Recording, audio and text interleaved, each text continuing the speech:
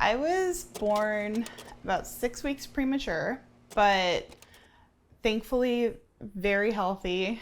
I was just small.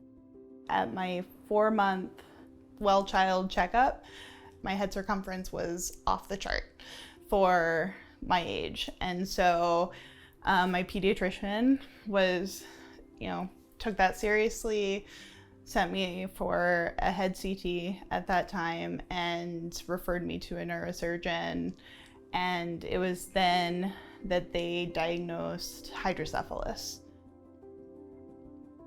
We all have fluid that cushions our brain, and it flows inside our brain through these spaces called ventricles, and it also flows around the surface of the brain, providing cushion and nutrients and takes away waste, and so we all need it. Well, in hydrocephalus, there's a blockage either in the reabsorption of that fluid or there's a blockage in the circulation of it, so it starts to back up.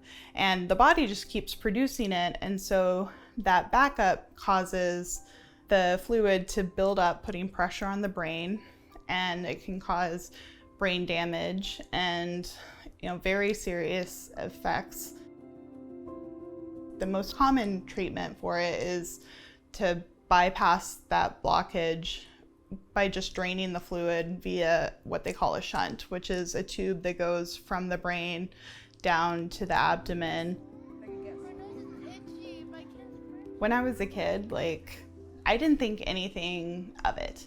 It's yeah, I got headaches a lot, and my parents were really concerned every time I bumped my head, but there weren't any limits or limitations that I was aware of. As I've gotten older, hydrocephalus has kind of affected me more. And so I've had more invisible health effects that are many of which are tied to hydrocephalus. But I went to college. I majored in molecular biology. And then it was during the end of my junior year of college that I just decided, which all my friends had already realized, that I would become a doctor, but I was just late to admit it. There was never this thought of, oh, I can't do that because I have hydrocephalus. Thankfully that just never really crossed my mind. In 2022, my doctors decided that I needed a new shunt system. They weren't sure exactly what they were going to do at first, so they did the external ventricular drain, and they realized how sensitive my brain is to even the slightest change in pressure.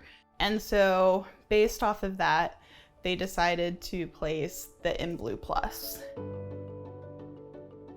Every person you talk to has their own unique story and their own unique experiences, and it's the same way for what our bodies need. It's not one size fits all. And so I'm very thankful for M.Blue that it has the span of options that I need. Just a few setting changes can make a huge difference in my symptoms and in my intracranial pressure. It's nice because then you just go to your doctor and they can use this magnet and change your setting. I go from not being able to stand up to being fine. By being able to individualize it, your body doesn't have to get used to what works for somebody else. And you're able to really optimize what works for your brain and what works for your system.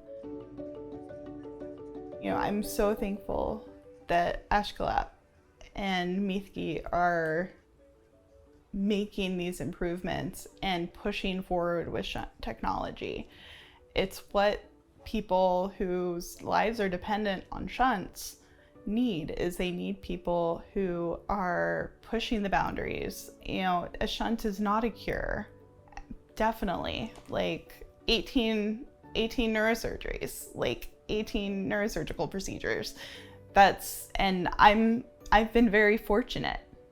is what it comes down to. I know people who have had 60 plus or 100 plus neurosurgeries because of hydrocephalus. And so it's so important to keep improving and making these innovations and listening to patients.